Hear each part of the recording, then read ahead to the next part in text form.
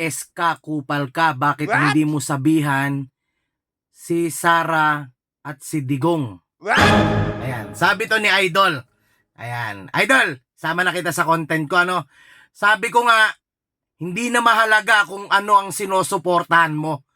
Kung DDS ka, kung BBM ka, or kakamping ka. Mga karakitero, nakita nyo, nireplyan natin tong comment na to. Pero yun nga lang, hindi tayo makapag-reply.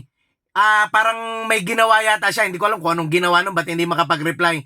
Kaya makikita nyo, parang restricted siya.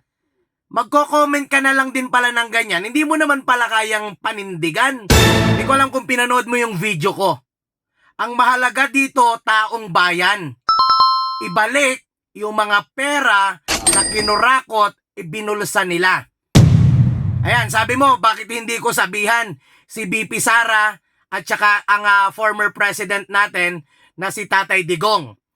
Again, kung sila may kasalanan sa mga korupsyon na nangyayari, dapat din silang makulong. 'Di ba? Again, kung may kasalanan, hindi lang sa DDS, sa BBM at mga kakamping, kung sino man yung mapapatunayan na may kasalanan. Uulitin ko, hindi ka naman personal kakilala niyang mga yan. 'Di ba? Kahit magsisigaw ka dito ng magsisigaw kung anong partido yung gusto mo, kung hindi ka nila papansinin, wala ring kwenta yung ginagawa mo.